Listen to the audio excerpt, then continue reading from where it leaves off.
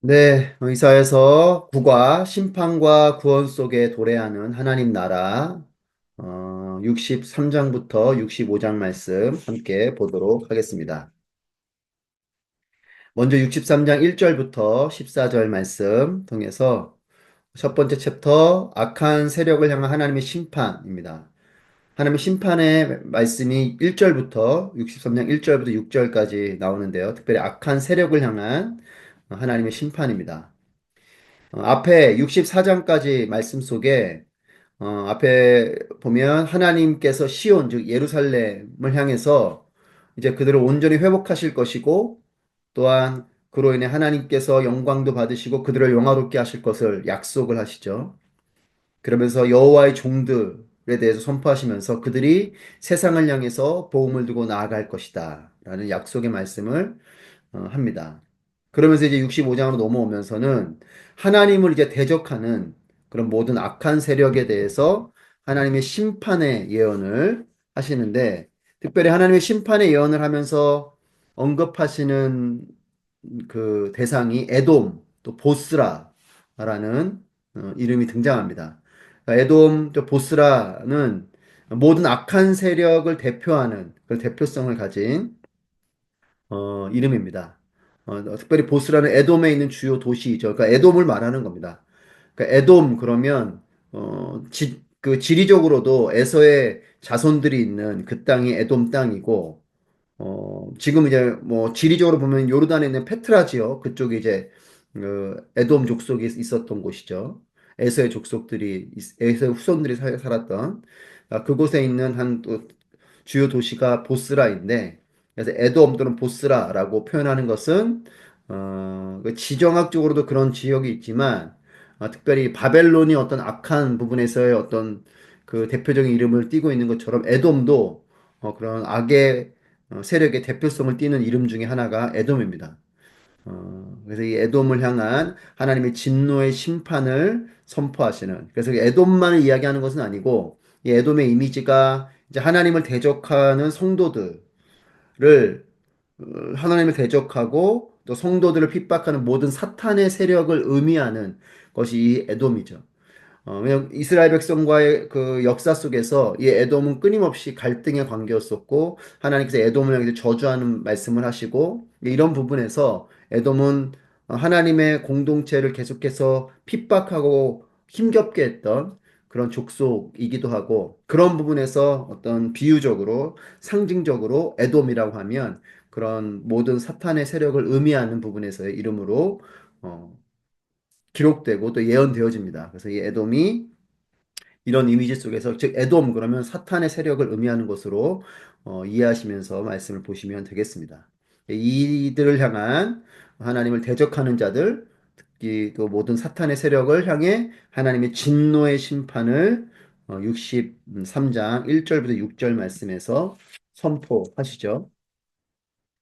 자, 먼저 에돔으로 상징되는 모든 악한 세력을 하나님께서 심판하시겠다라는 심판의 메시지를 하시면서 이 심판하시는 하나님이 하나님 스스로를 뭐라고 표현하시냐면 정의를 말하는 자, 구원할 만한 힘을 가진 자라고 이렇게 선포하시면서 시작을 하십니다. 63장에 보시면 에돔에서 오시는 이분은 누구신가? 주홍빛 옷을 입고 보스라에서 오시는 이분은 누구신가? 광채로 옷을 입고 그 큰 힘으로 터벅터벅 걸어오시는 이분은 누구신가? 나는 정의를 말하며 구원할 만한 힘을 가진 자다라고 하나님께서 이들을 향한 심판의 어, 메시지를 질문을 통해서 하시면서 하나님께서 나는 정의를 말하고 구원할 만한 힘을 가진 자다라고 말씀하세요. 사도행전 4장 12절 말씀해 보시면 다른 이로서는 구원받을 수 없나니 천하 사람 중에 구원받을 만한 다른 이름을 우리에게 주신 일이 없음이라 하였더라. 하나님만이 심판자이시며 하나님만이 구원자이심을 말씀하십니다. 자, 에돔은 다시 한번 더 하나님의 종말론적인 심판을 받게 될 이 사탄의 모든 세력을 상징하는 그런 나라로서 자주 언급되는 것이 에돔인데 시편 말씀에서도 이 에돔이 등장하고 말라기에서도 이 에돔이 등장하고 있습니다. 특별히 시편 말씀에서는 에돔 여호와여 예루살렘이 멸망하던 날을 기억하시고 에돔 자손을 치소서. 그들의 말이 헐어버리라 헐어버리라 그 기초까지 헐어버리라 하였나이다. 에돔 자손을 치소서라고 선포하는 이 말씀이 기록되어져 있고, 특별히 말라기에서는 에서의 야곱의 형이 누구냐? 그러나 내가 야곱을 사랑하였고 에서는 미워하였으며 그의 산들을 황폐하게 하고 그의 산업을 광야의 이리들에게 넘겼느니라. 이렇게 말씀하시는, 에서는 미워하였다라는 에돔에 대한 그 심판의 메시지가 말라기에도 기록되어 있죠. 그래서 이런 부분에서 에돔은 사탄, 즉 하나님을 대적하는 세력을 상징하는 이름으로 보시면 됩니다. 2절에서 왜 그대의 옷이 포도주 틀을 밟는 사람의 옷처럼 붉게 물이 들었습니까? 포도주 틀을 밟는 사람의 옷. 그렇죠. 포도주 틀을 밟으면 그 포도즙이 올라와서 그 옷에 막 튀거나 묻지 않겠습니까? 이제 그 부분을 말하는 거죠. 그래서 포도주 틀을 밟는다라는 이것은 하나님의 심판에 대한 메시지죠. 요한계시록 말씀을 우리가 설교 때 또 함께 나누기도 했는데 기억이 나십니까? 하나님의 진노의 포도주 틀. 그래서 이 포도주는 또 피와 연결돼 있는 거죠. 그래서 우리를 구원하는 예수 그리스도의 그 보혈을 또 포도주로도 우리가 기념하여서 성찬도 하지만 또 이 포도주는 피를 의미하는 것으로 진노의 피, 심판의 피로도 또한 비유적으로 표현되어져요. 그래서 포도주를 밟는다라는 것은 하나님의 심판을 말하는 것이고, 하나님의 심판의 엄중함과 강력함을 비유적으로 표현하는 것이 이전에 나오는 포도주 틀을 밟는 사람의 옷처럼 붉게 물이 들었습니까? 그러니까 1절에서 어떤 분이 오시는데 광채 옷을 입고 큰 힘을 가지고 걸어오신 이분이 하나님이시고, 나는 정의를 말하며 구원을 말하는 힘을 가진 자다라고 하나님이 스스로를 나타내시는 가운데, 그분이 그렇게 포도주를 밟는 자의 모습처럼 그렇게 표현되어진. 그래서 3절 말씀이 이렇게 말하죠. 나는 혼자서 포도주를 밟았다. 백성 가운데 아무도 나와 함께한 사람이 없다. 내가 노여워서 그들을 내리밟았고 분이 나서 그들을 짓밟았다. 그러자 그들의 피가 내 옷에 튀어서 내 옷이 온통 피로 더러워진 것이다. 하나의 심판의 아주 엄격한, 엄중한 이 심판과 이 신발 강력함을 비유적으로 표현한 것이 포도주 틀을 밟는 모습이고, 그 요엘서에도 또 우리가 요한계시록 강해를 들으면서 봤던 14장 19, 20절에서 동일하게 이 포도주 틀에 대한 말씀이 나오죠. 요엘서에도 보면 너희는 낫을 쓰라 곡식이 이것도다 와서 밟을지어다 포도주 틀이 가득히 차고 포도주 독이 넘치니 그들의 악이 크미로다 라고 하면서 이 포도주 틀을 하나님의 심판과 진노의 틀로 요엘서에서도 선지자가 선포하고 있고, 계시록에서 우리가 들으신 것처럼 천사가 낫을 땅에 휘둘러 땅에 포도를 거두어 하나님의 진노의 큰 포도주 틀에 던짐에 성 밖에서 그 틀이 밟히니 틀에서 피가 나서 말 굴레까지 닿았고 1600 스타디온에 퍼졌더라. 이 피가 차오르는 그 심판의 메시지를 우리가 함께 보았죠. 포도주를 밟는 행위는 심판을 말하고, 3절에서 하나님이 혼자서 포도주를 밟았다. 나는 혼자서 포도주를 밟았다라고 말씀하시는 이 말씀을 통해서 하나님께서 홀로 이 일을 하시는, 즉 마지막 날에 이 심판을 하실 분은 하나님밖에 없다는 거예요. 내가 혼자서 이것을 했다고 말씀하시죠. 아무도 나와 함께한 사람이 없고 하나님이 진노하심으로 이걸 하셨다고 말씀하시는 마지막 날의 심판의 주권이 오직 전적으로 하나님께만 있음을 의미하는 그 표현이 3절 말씀에 기록되어져 있습니다. 그러면 4절 말씀에 보복할 날이 됐고 구원할 해가 이르렀다는 생각을 속으로 했지만, 4절에서는 보복할 날과 구원할 해가 이르렀다. 같이 이것을 표현하고 있는데 4절에 보복할 날과 구원할 해를 같이 언급한 것은 이것이 같은 날에 이루어질 것을 말씀하시는 것이에요. 그래서 심판과 구원이 동시에 완전히 이루어질 것을 암시하는 거죠. 그렇습니다. 마지막 날, 우리가 흔히 말하는 주의 날이라고 표현하는 그 마지막 날, The Lord's Day, 바로 그 주의 날은 믿는 우리에게는 구원의 날이 될 것이요, 하나님을 대적하는 불신앙을 가진 그 자들에게는 하나님의 심판의 날이 되는 것이죠. 그래서 보복의 날이기도 하면서 구원의 날이기도 한, 하나님의 진노가 이제 보복되어지는 그런 심판으로 나타나게 되는 그 날이며, 믿는 우리에게는 구원을 받게 되는 그날. 동시에 같이 이루어질 것을 암시하시면서 마지막 때에 종말론적으로 심판과 구원을 하나님이 친히 주관하고 계시고, 그것이 또한 하나님의 그날에 함께 일어날 것을 4절에서 6절까지 말씀하고 있습니다. 그러면서 이제 7절부터 14절까지 넘어가면서 하나님이 베푸신 은총에 대해서 회고하는, 이제 하나님이 이 심판의 메시지를 하는 가운데에 7절부터 하나님을 떠올리면서 그분이 베풀어 주신 은혜, 그리고 하나님의 은총을 되돌아보면서 그것에 감사하는 찬양과 기도가 나옵니다. 자, 에돔의 심판과 멸망을 1절부터 6절까지 예언하신 후에 이스라엘을 향해서 하나님은 하나님의 은총과 자비, 그리고 하나님의 이 긍휼하심을 돌아보면서 이것을 선포하고 기록하고 있어요. 특별히 하나님께서 백성 삼아 주시고 또 모든 환난에서 건져 주신 이 하나님의 이 긍휼하심을 돌아보면서 이런 심판이 있지만 하나님은 여전히 하나님의 은총과 자비를 베풀어 주시는 분이시다라는 하나님의 은혜를 7절부터 9절에 말씀하고 있습니다. 같이 함께 보시면 나는 여호와의 사랑을 떠올려 말하고 여호와께서 우리를 위해 하신 모든 일로 여호와를 찬양하겠다. 그분이 이스라엘 집에 베푸신 많은 선한 일은 그분의 크신 은혜와 풍성한 사랑으로 하신 일이었다. 그분이 말씀하셨다. 그들은 분명히 내 백성이며 나를 속이는 자네들이 아니다. 그래서 그분은 그들의 구원자가 되셨다. 그들 모두가 고난을 받을 때 그분은 또 친히 고난을 받으셨다. 천사를 보내 구하시지 않고 그분이 친히 그들을 구해 주셨다. 그들을 사랑하시고 가엾게 여기셔서 그들을 구하신 것이다. 긴긴 세월 동안 언제나 그들을 높이 드시고 안아주셨다라고 하나님께서 하나님의 자비와 은총과 긍휼하심을 베풀어 주신 것을 돌아보면서 이 고백을 하고 있어요. 여러분, 그래요. 하나님께서 베풀어 주신 은혜를 돌아보는 것이 중요합니다.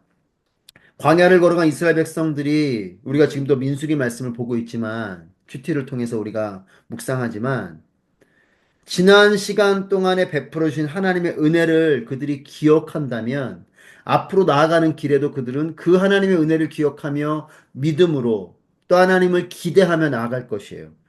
하지만 지나간 것들을 별로 잊어버리고 지금 당장 내 눈앞에 있는 것들에 함몰되면 여지없이 인간은 불평하고 불만하고 하나님을 대적하는 모습으로 나타나게 됩니다.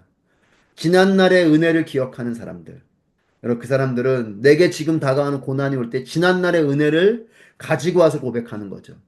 지난날 나 그렇게 도와주신 그 하나님, 나에게 공급하신 하나님, 나를 그렇게 인도하신 그 하나님은 지금 이 상황 속에서도 하나님 나를 인도하실 것이다. 이 믿음을 갖게 되는 거죠. 지금 이 심판의 메시지 이후에 또 이렇게 하나님의 자비와 긍휼을 바라보면서 하나님을 기대하며 고백하고 있는 거죠. 우리도 그래야 될 것입니다.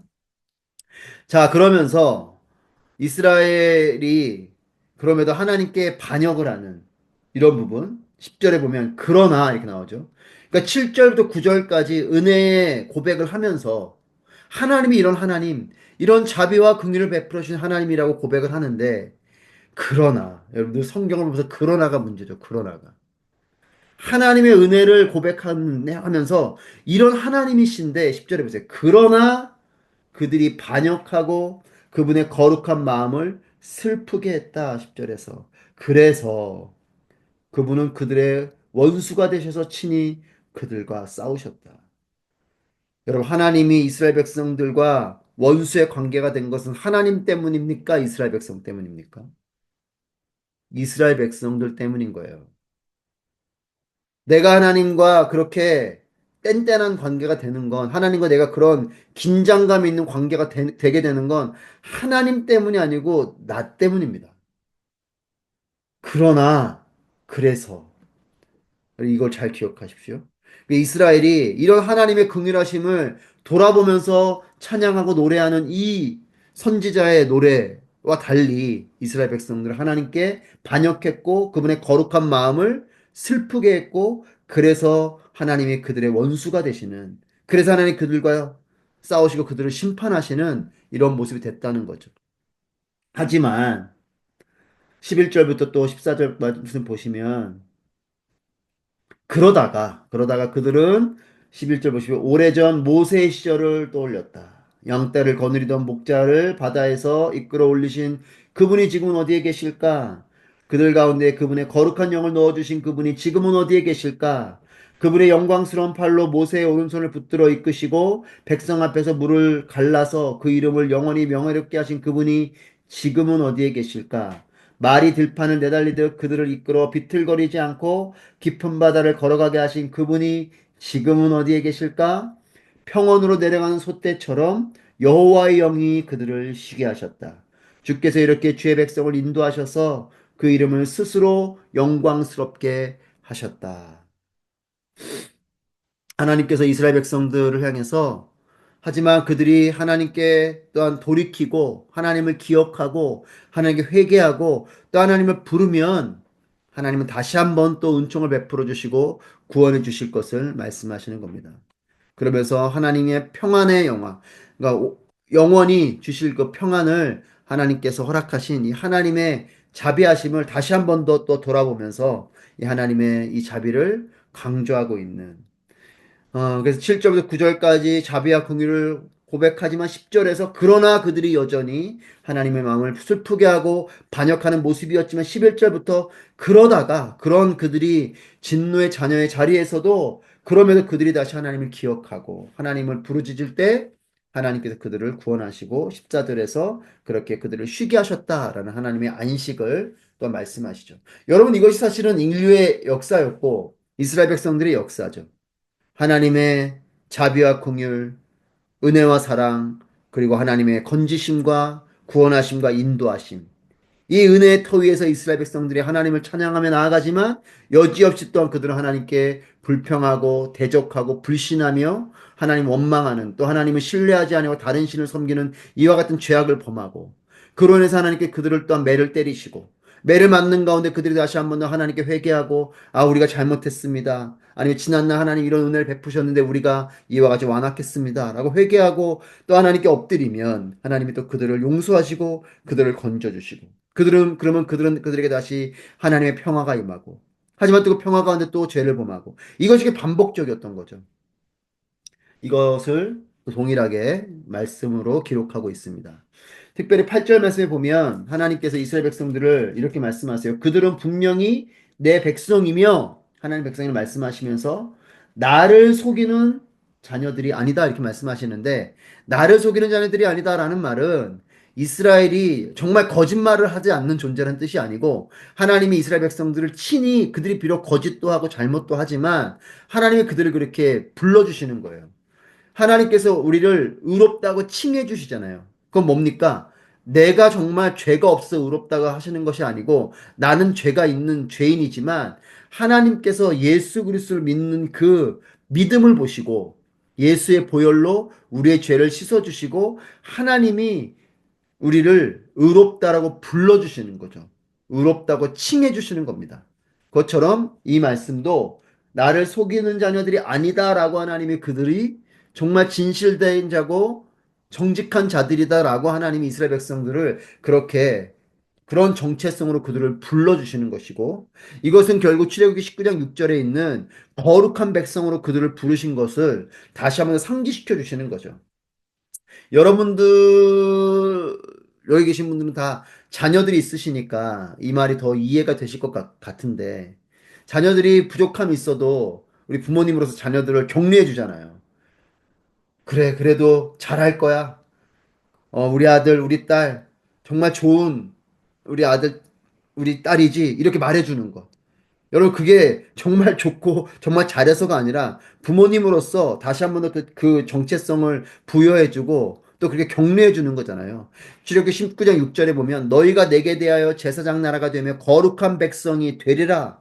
너는 이 말을 이스라엘 자손에게 전할지니라. 하나님께서 이스라엘 백성들을 그렇게 부르셨어요. 거룩한 백성이 되라. 라고 명령하셨고, 이 명령을 자손들에게도 전하라. 그러니까 너희뿐만 아니라 너희 자손들에게도 이 거룩한 백성의 정체성이 있다. 그러니까 너희들은 이 자부심을 가지고 또한 이 부르심에 합당한 삶을 사는 그 사명자로 살아가라는 하나님의 부르심이죠. 그와 같이 나를 속이는 자녀들이 아니다라는 것은 이 거룩한 백성으로 부르신 이 부르심을 다시 한 번 더 이스라엘 백성들에게 리마인드 시켜주는 거고 하나님이 그들의 구원자가 되실 것임을 다시 한 번 더 보여주시는 그러니까 그들이 죄가 있지만 하나님이 너희는 정직한 자다라고 불러주시면서 하나님이 너희를 다시 그렇게 건져주시고 구원해주시고 하나님 백성을 삼아주실 것이다라는 것을 말씀하시고 보여주시는 말씀입니다. 자, 11절 말씀에서 보시면 이제 이들이 모세의 시절을 떠올리면서 이야기하죠. 양떼를 거느리던 목자는 모세를 말하는 거죠.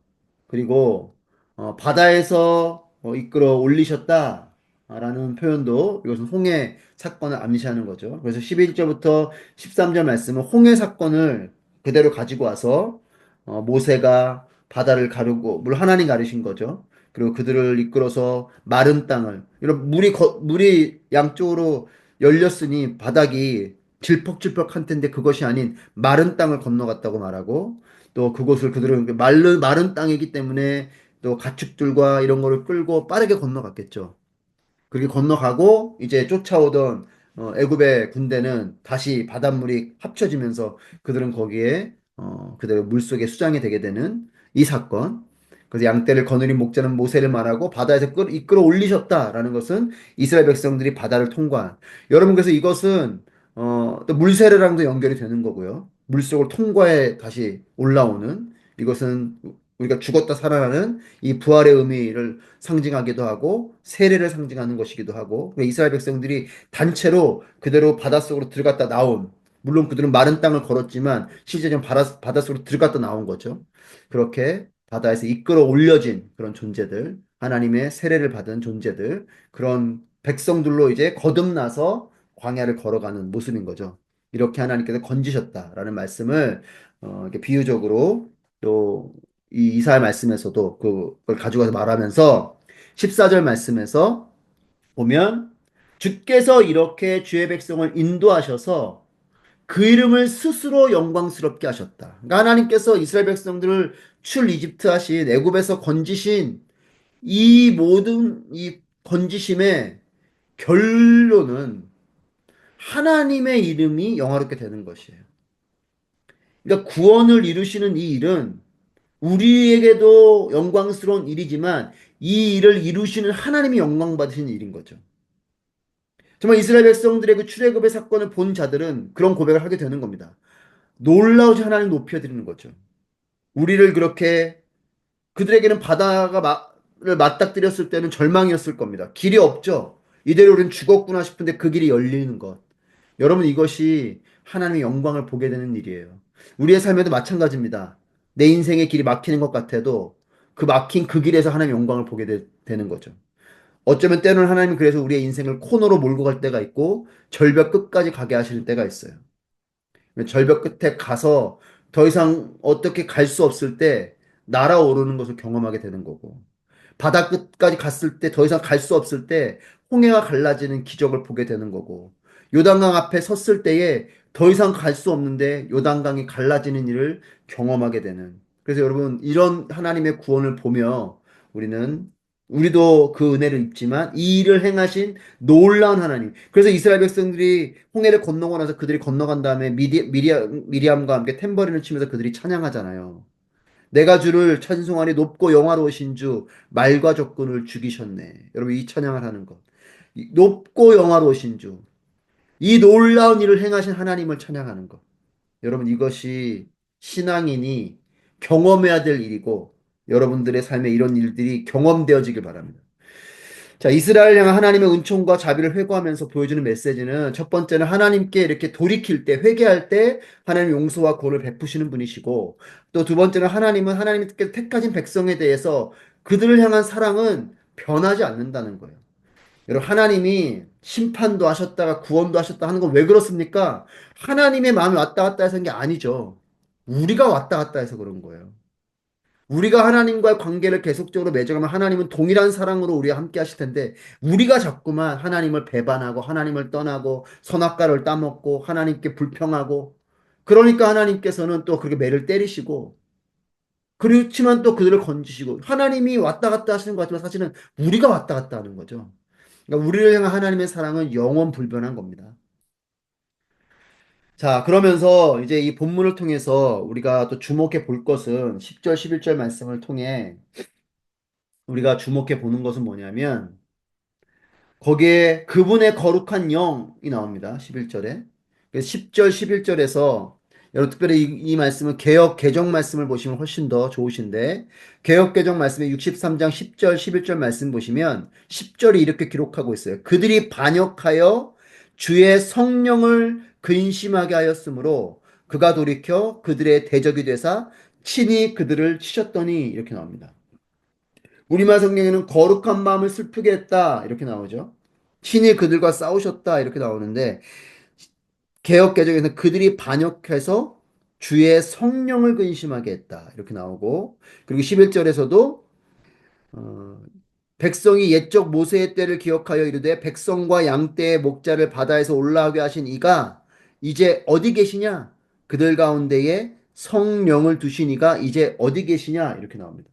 우리말 성경에는 그분의 거룩한 영 이렇게 나오죠. 자, 10절, 11절을 통해서 우리가 보게 되는 건 주의 신, 하나님의 영을 성령으로 지칭하고 있다는 것이에요. 우리 그 원어 성경에도 보면 이 부분이 루아, 루아흐, 루아흐 카데시 이렇게 나오거든요.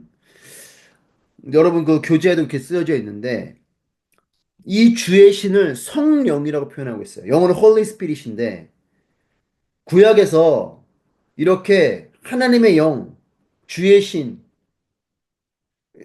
다윗도 그런 표현을 하잖아요. 주의 신을 내가 떠나 어디로 가오리까? 이런 표현하죠.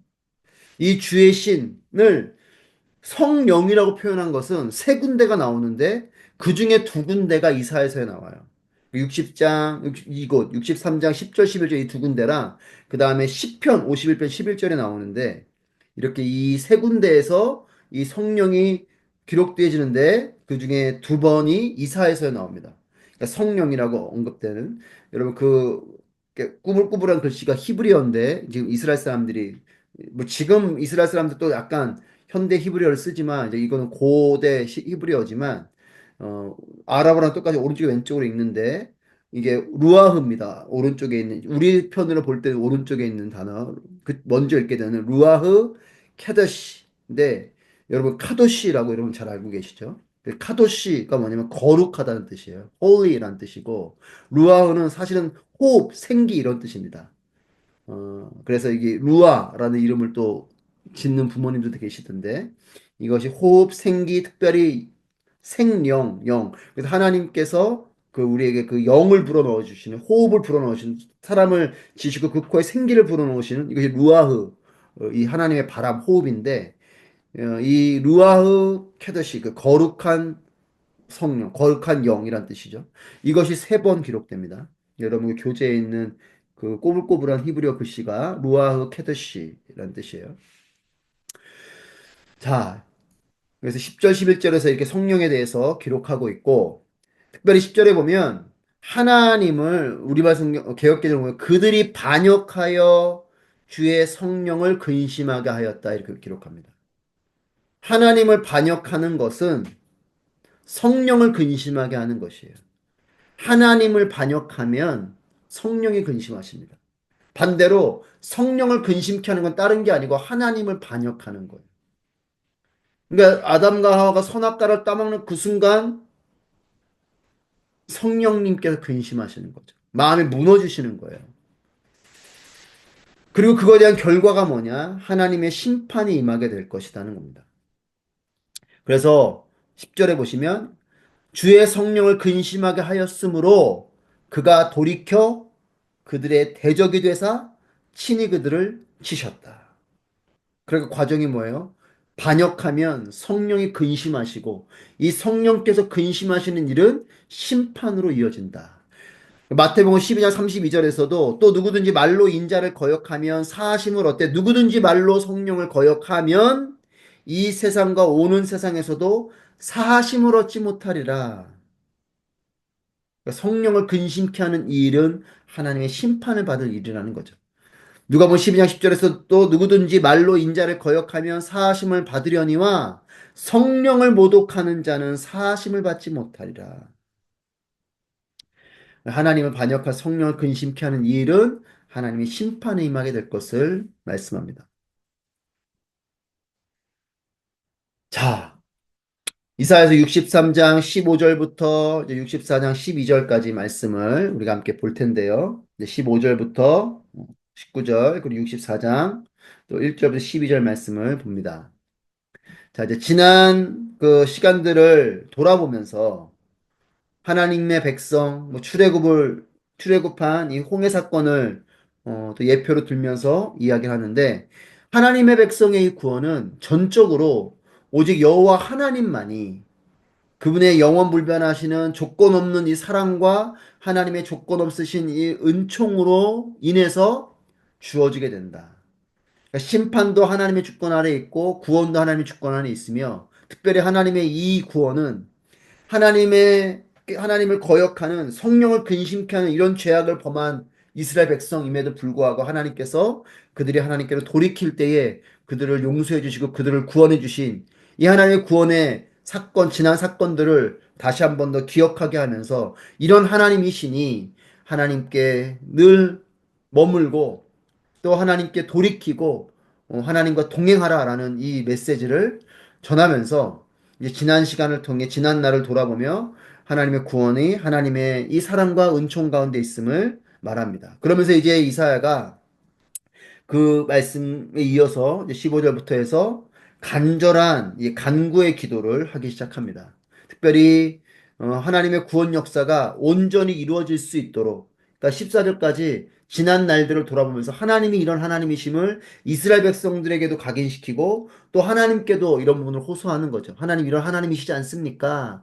이런 부분에서 이스라엘 백성들에게는 하나님이 이와 같이 조건 없는 사랑과 은총을 가지신 분이니 하나님께 돌이키라라는 메시지이면서 또 하나님을 향해서는 하나님 되심을 다시 한 번 더 리마인드 하면서 어쩌면 하나님 이런 하나님이시니 우리가 하나님께 돌이킬 때 다시 한 번 우리에게 자비와 긍휼을 베풀어 주십시오라는 마음으로 기도하는 그런 마음을 담아서 15절부터 이사야가 간절한 기도를 합니다.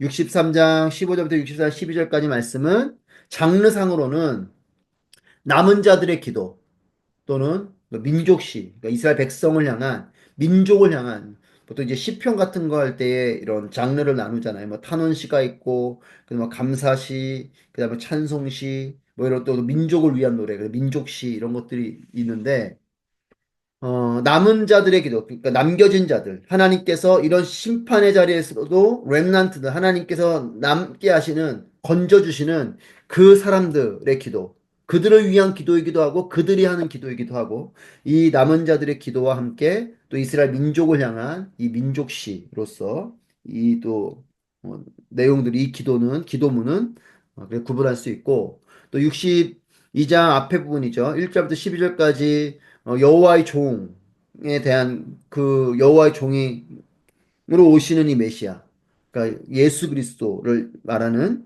이 여호와의 종으로 구속자로 오시는 이 메시아께서 하시는 중보의 기도가 62장의 내용인데 이 62장에 나오는 이 기도와도 이 63장 15절부터 64장 12절까지의 이 기도가 또 함께 또 연결되기도 하고 또 조금은 다른 서로 또 비교가 되는 그런 부분이 되기도 합니다. 같은 어떤 구원의 메시지, 구원의 기도, 간절한 하나님을 향한 그 강구이지만 또 메시아의 중보 기도와 또 이렇게 남은 자들을 위한 또 이사야의 간절한 기도는 또 연결되기도 하고 또 대비되기도 하죠. 자, 그런 부분에서 남은 자들, 또 민족을 향한 이런 하나님의 심판의 상황 속에서도 또 하나님께 구원받을 백성들을 향한 기도의 내용들을 함께 보겠습니다. 자, 이사야의 중보 첫 번째로 15절부터 19절까지는 구속자이신 하나님을 향해서 간절한 요청을 하는 것이 63장 15절부터 19절까지 말씀입니다. 자, 중보기도를 하는데 첫 번째 하나님께 이 구원을 이루시는 하나님에 대한 간절한 간청인데 자, 이사야의 중보는 변함없이 베풀어 주시는 하나님의 이 자비하심과 긍휼하심을 다시 한 번 더 강구하고 있어요. 하나님 이렇게 우리가 하나님께 대적하는 자들이지만 하나님의 변함없으신 그 은혜 가운데 하나님의 자비와 긍휼을 베풀어 주십시오. 그래서 15절에서 이렇게 시작하잖아요. 하늘에서 내려다 보시고 거룩하고 영광스러운 주의 높은 보좌에서 굽어 보십시오. 조금 더 제가 의역을 할까요? 굽어 살펴 주십시오. 이렇게 구하는 거죠. 옛날 그런 뭐 사극 같은 거 보면 그런 거 있잖아요. 뭐 성은이 망극하옵는 뭐 이런 건가요? 그런 것처럼 그 왕에게 막 긍휼을 구하듯이 지금 그렇게 하나님의 그 하늘에서 우리를 내려다봐 주시고 주의 높은 보좌에서 굽어 살펴 주십시오. 여러분 이런 기도는 조금 우리가 배워도 좋을 것 같아요. 여러분들도 이런 기도를 좀 해보십시오. 하늘의 하나님 나를 돌아봐 주십시오. 하나님의 그 높은 보좌에서 나의 이 상황과 형편을 굽어 살펴주십시오. 여러분, 이렇게 지금 이사야가 이 이스라엘 백성들을 향해서 기도하고 있어요. 하늘에서 내려다보시고 높은 보좌에서 굽어 보십시오. 라고 간청하면서 이 기도를 시작합니다. 이사야의 간절한 기도는 이제 이 간청과 함께 16절에서 15절에서 이제 뒤에는 지금 현상을 얘기하는 거죠. 주의 열정과 주의 강한 힘이 이제 어디에 있습니까? 이게 무슨 말입니까? 하나님의 이것이 없다는 게 아니라 본인들이 죄악을 범하니까 하나님의 이것이 닫혀 있는 거죠. 막혀 있는 거죠. 그렇지 않습니까? 주의 열정과 주의 강한 힘은 이제 어디 있습니까? 주의 간절함과 주의 긍휼이 우리에게서 이제 그쳤습니다. 16절에서 그렇지만 하나님 기도합니다. 16절 주께서는 우리 아버지십니다. 비록 아브라함이 우리를 알지 못하고 이스라엘이 우리를 인정하지 않는다고 해도 여호와여 주는 우리 아버지시고 옛날부터 주의 이름은 우리의 속량자이십니다. 여러분 어쩜 뻔뻔한 기도지만 여러분 뻔뻔한 기도를 하십시오. 이게 자녀예요. 여러분의 자녀들이 우리의 자녀들이 때로 뻔뻔하지 않습니까? 가끔 그런 생각이 들 때가 저는 있던데요. 뭐 잘했다고 뭐 맡겨놓은 게 있다고 아주 당당하게 요청하고 이렇게 자녀잖아요. 그러니까 이스라엘 백성들이 그렇게 이스라엘과 그걸 구하는 거예요. 하나님, 우리가 하나님의 자녀잖아요. 하나님, 우리 아버지시잖아요. 하나님, 우리를 위해 구원자이시지 않습니까? 그러니까 하나님, 이전에 그렇게 우리에게 우리 아버지가 되어주신 하나님, 우리를 자녀 삼아주시고 백성 삼아주신 하나님, 우리를 이렇게 건져주신 하나님, 그 하나님, 우리를 도와주십시오. 이 기도를 하는 거죠. 하나님이 이스라엘의 아버지이시고 구속자가 되심을 고백하는 간구로 이제 이 중보가 이어지면서 8절 말씀을 보면 하나님께서 이렇게 말씀하셨잖아요. 그들은 분명히 내 백성이며 나를 속이는 자녀들이 아니다. 그래서 그분은 그들의 구원자가 되셨다. 하나님이 이렇게 꼼짝 못할 어떤 정체성을 이름표를 다셨어요. 하나님의 백성이라고 즉 하나님이 그 왕이시고 그 아버지라고 하나님께서 그 정체성을 부여하신 거고 스스로에 대해서 또 그들의 구원자가 되셨다. 그들의 구원자이심을 선포하시는. 그래서 이것에 대해 호소하는 거죠. 우리 자녀들도 그렇잖아요. 아빠니까, 엄마니까 그렇게 하죠. 옆집 아저씨, 아줌마한테 못합니다. 아니면 아빠니까, 엄마니까. 여러분, 그래서 우리가 뭐뭐다운 게 너무나 중요한 거고요.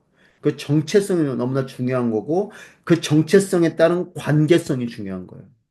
여러분, 가정이 깨진 사람들은 보면, 아버지가 있지만, 자녀가 아버지를 아버지라고 잘 부르지 못하는, 또 이 아버지도 이 자녀를 향해서 관계가 깨지면, 뭔가 이 부모들이 자녀들의 눈치를 보는, 이런 게 다 관계가 깨진 거잖아요. 건강한 관계 뭡니까? 자녀들은 정말 뭐 맡긴 것도 없는 존재면서 당당하게 부모에게 요청하고 또 부모는 또 그렇게 또 그걸 들어주고 여러분 이게 우리의 정체성인 것처럼 하나님의 정체성 하나님 우리 아버지시고 우리는 그분의 백성이며 그분은 우리의 구원자신 이 정체성에 호소하면서 기도를 이어가고 있어요.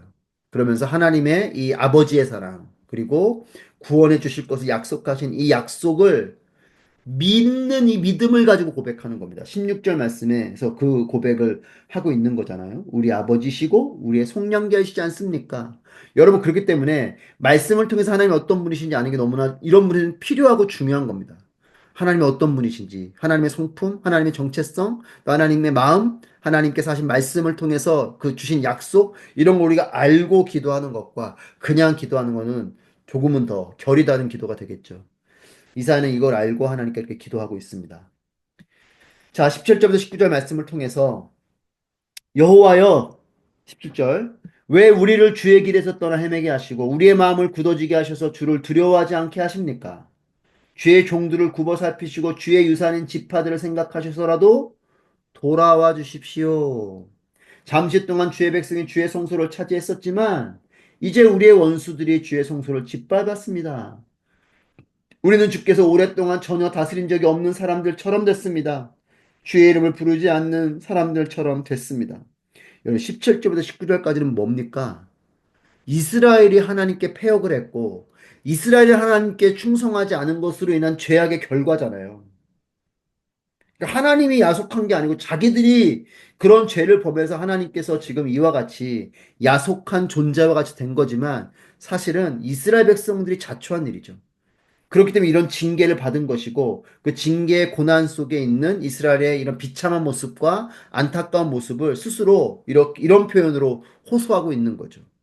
그러니까 징계의 고난 속에 있는 이스라엘이 자신들의 비참한 현실, 안타까운 현실을 호소하는데 그것은 하나님께 불순해 하나님을 거역하고 또 하나님께 충성하지 아니한 그 죄악에 대한 결과죠.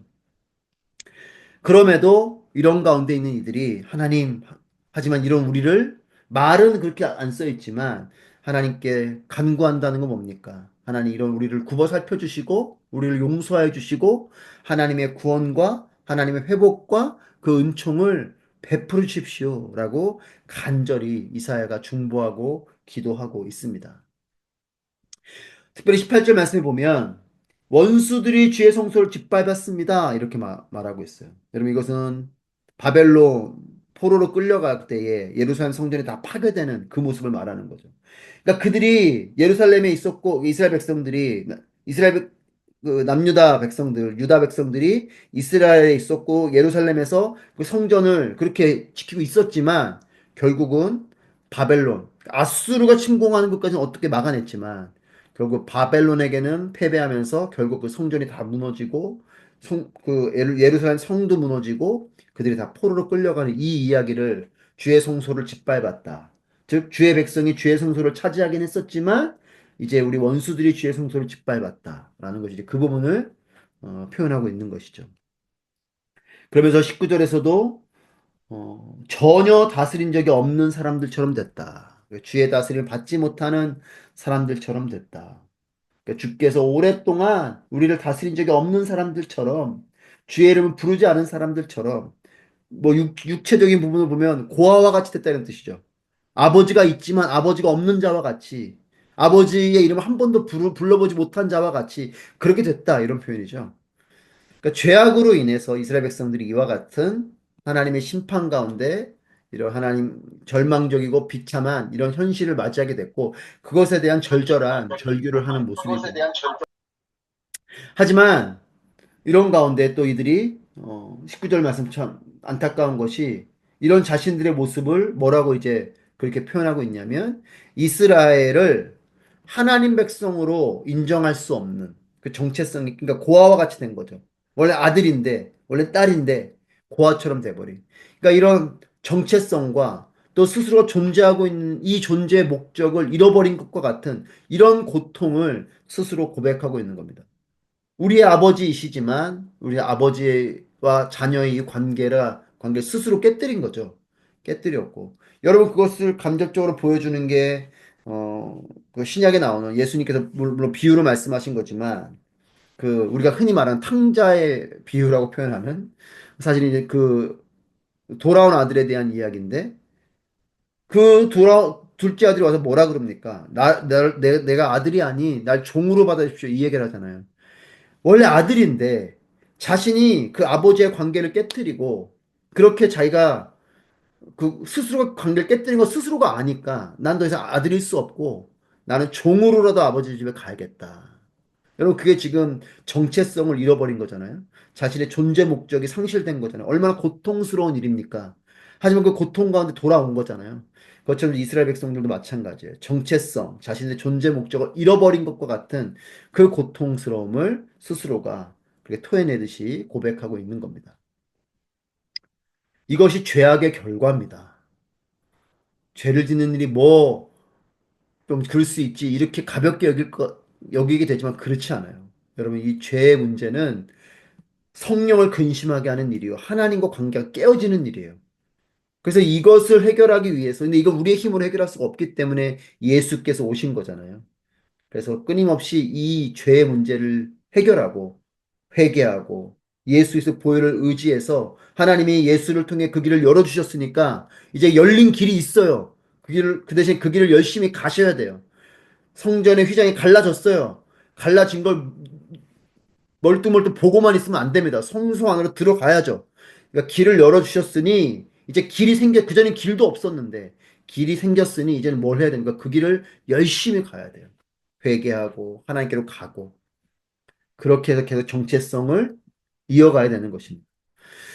자, 이사야가 계속 중보합니다. 이번에는 이제 64장 1절 7절까지 죄를 고백하는 가운데에 하나님께서 인도해 주시고 간섭해 주실 것을 간구합니다.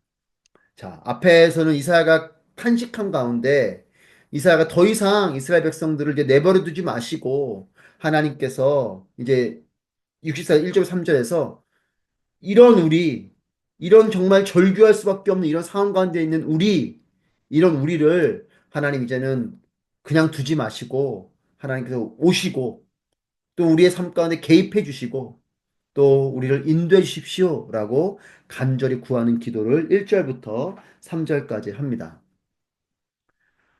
1절 3절 보시면 주께서 하늘을 손으로 찢으시고 내려오시면 강림하시는 거죠. 산들이 주 앞에서 벌벌 떨 것입니다. 불이 나뭇가지를 활활 살라버리듯 불이 물을 펄펄 끓게 하듯 내려오셔서 주의 원수들에게 주의 이름을 알리시고 저 나라들이 주 앞에서 떨게 해주십시오. 주께서 내려오셔서 하신 일들은 우리가 생각하지도 못했던 일입니다. 그 엄청난 일을 하셨을 때 산들이 주 앞에서 벌벌 떨었습니다. 오십시오. 그리고 우리의 삶의 자리 가운데 간섭하시고 들어오십시오. 그리고 우리를 인도해 주십시오. 이렇게 간청할 수 있는 이유는 뭐냐? 이렇게까지 와달라고 할 수 있는 이유.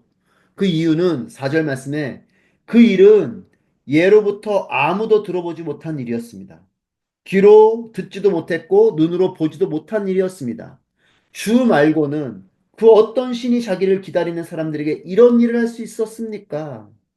어느 우상이, 어느 신이 우리에게 이렇게 하겠냐, 이 말이죠. 즉, 뭡니까? 이렇게 와달라고, 개입해달라고, 인도해달라고 기도할 수 있는 이유는 뭡니까? 하나님이 그렇게 하실 수 있는 분이기 때문에 그래요. 여러분, 죽은 신은 아무리 그렇게 간청해도 못합니다. 어리석은 일이죠. 그걸 못하는 존재에게 이거를 말하고 있는 건 너무나 어리석은 일 아닙니까? 그러니까 지금 이와 같은 간청을 할 수 있는 건 정말 이거 놀라운 일인데, 정말 감사한 일인데, 하나님은 살아계시기 때문에 이걸 하시는 분이라는 거예요. 어떤 신이 옵니까? 하나님 이외에 어떤 신이 와요? 하나님 이외에 어떤 신이 개입합니까? 하나님 이외에 어떤 신이 인도합니까? 물론 오기도 하고 간섭도 하지만 그 오고 간섭하는 건 사탄의 오고 간섭하는 건 우리를 멸망시키기 위한 것이지 우리를 선한 곳에 인도하는 것이 아니죠. 그러니까 지금 이사야가 하는 이 고백은 뭐냐?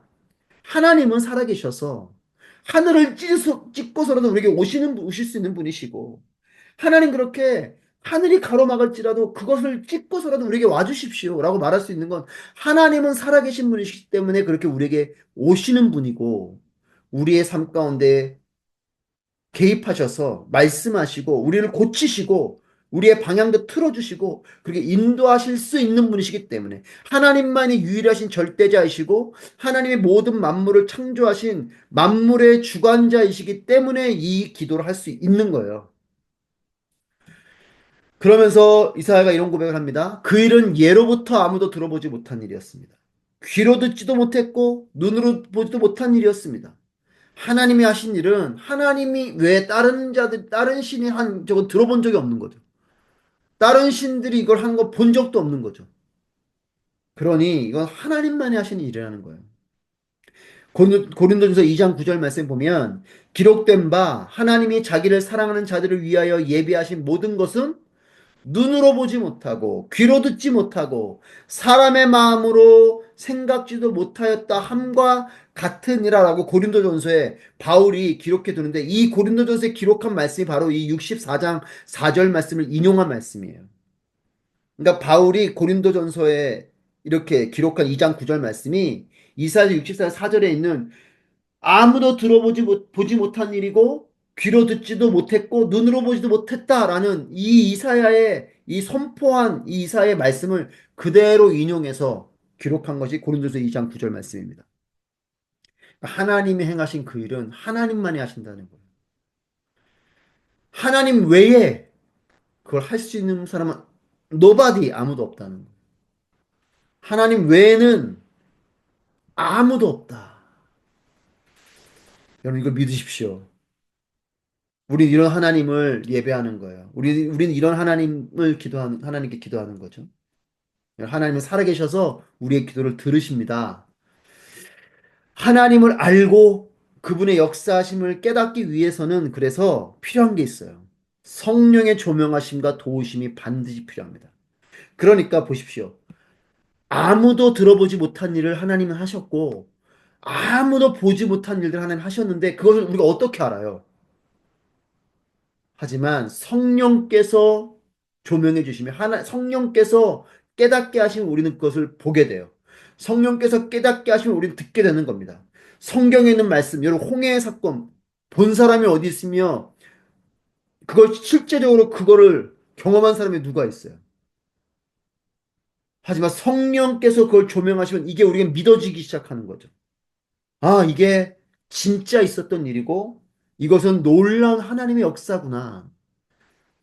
여러분, 태초에 하나님이 천지를 창조하시니라 하나님께 말씀하실 때 가라사대 빛이 있으라 하시는 빛이 있었다. 여러분, 이것이 어떻게 우리에게 실제적인 사건으로 다가옵니까? 성령의 조명하심이에요.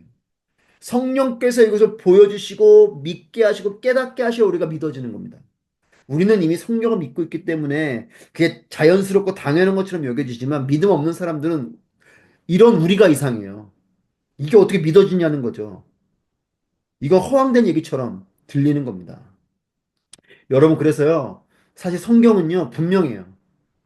성경은, 어, 이렇게 말씀한 걸 잘 새겨 들으십시오. 성경은 진리이거나 완전한 사기이거나, 그렇지 않습니까? 홍해가 갈라진 사건, 믿으면 이건 놀라운 진리의 말씀이지만, 안 믿어지면 완전 사기죠. 이런 말도 안 되는 얘기가 어디 있습니까? 예수님이 하나님이라고요? 여러분, 이거는 안 믿는 사람에게는 사기예요. 그러니까 예수님이 내가 하나님이다라고 말하는 건 분명해요. 그분이 진짜 하나님이시거나 아니면 완전한 사기꾼이거나. 하지만 그분은 하나님이시죠. 성령께서 조명하시면 이게 보여요. 알게 되고 깨닫게 됩니다. 고린도서 2장 10절 11절 이어서 고린도전서에 기록된 말씀인데 오직 하나님이 성령으로 이것을 우리에게 보이셨으니 성령은 모든 것 곧 하나님의 깊은 것까지도 통달하시느니라. 사람의 일을 사람의 속에 있는 영 외에 누가 알리요? 이와 같이 하나님의 일도 하나님의 영 외에는 아무도 알지 못하느니라. 아멘. 성령께서 조명하시고 도우셔야 알 수 있고 볼 수 있고 깨달을 수 있다. 자, 그러면서 6절부터 이제 7절에 이어 5절에서도 우리는 계속 잘못을 저질러서 주께서 노여하셨습니다. 라고 말하면서 6절, 7절 말씀을 통해 이 이스라엘 공동체가 범하는 이 죄악된 모습을 표현하고 있습니다. 6절, 7절 말씀 같이 한번 보시면 우리는 모두 부정한 사람처럼 됐으니 우리가 실천한 모든 의로운 행동은 더러운 옷과 같습니다.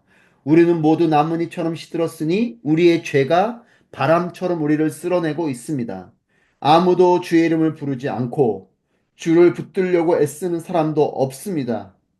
그래서 주께서 우리에게 얼굴을 숨기시고 우리의 죄 때문에 우리를 녹이셨습니다. 이들이 예배를 안 드리는 건 아니에요. 하나님을 향해 제사도 드리고 예배도 드리지만 주의 이름을 부르지 않았다. 기도를 안 하는 게 아닙니다. 기도를 하지만 주를 붙들려고 애쓰는 사람이 없다. 경건의 모양이 아닌 경건의 능력이 중요하죠. 안식일을 지키는 행위보다 안식일을 지키는 마음이 중요하죠. 그러니까 이 공동체 죄악된 모습은 뭐냐면 하나님을 향한 마음이 없다는 거예요. 여러분, 죄악은 딴 게 아닙니다. 하나님을 향한 마음이 없는 게 죄예요. 사람 관계에서도 정말 그 사람을 향한 진심이 있으면 요즘 뭐 한동안 그런 말 많이 썼잖아요. 영혼 없는 소리. 같은 말이죠. 뭐 연인 사이에서도 되게 영혼 없다고 이런 표현하는 거. 진심이 없다는 뜻이잖아요. 겉으로는 사랑한다고 말하지만 그 진심이 안 느껴지는. 하나님을 향해서도 마음이 없는 예배가 있고 마음이 없는 기도가 있어요. 마음이 없는 섬김이 있고 마음이 없는 사역이 있습니다. 예배를 드리지만 주의 이름을 부르지 않는, 기도를 하지만 주를 붙들어 애쓰는 사람이 없는 이런 죄악을 가지고 있는 이스라엘. 여러분, 그 마음 때문에 성령님이 근심하시는 거예요. 성령님은 아시잖아요. 우리의 마음을.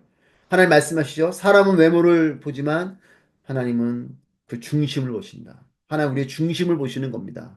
우리의 마음을 다한 주의 이름을 간절히 부르는 그 예배. 그리고 주님을 간절히 붙들고자 하는, 여러분, 저 주님의 옷자락을 만지고자 했었던 그 혈루병을 앓았던 여인의 모습과 같은 것이 우리의 기도여야 되는 거죠.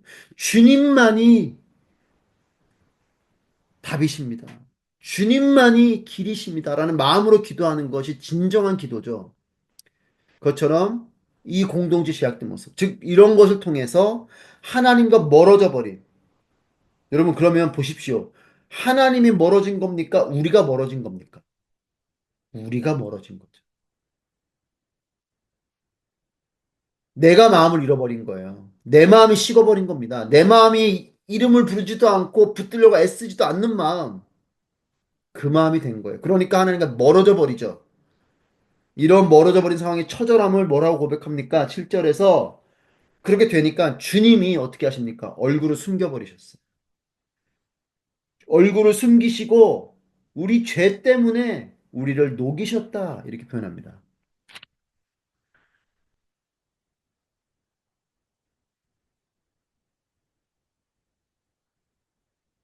우리 개역개정 말씀에 보면 7절 말씀에 주의 이름을 부르는 자가 없으며 스스로 분발하여 주를 붙드는 자가 없사오니 이는 주께서 우리에게 얼굴을 숨기시며 우리의 죄악으로 말미암아 우리가 소멸되게 하셨음이니이다.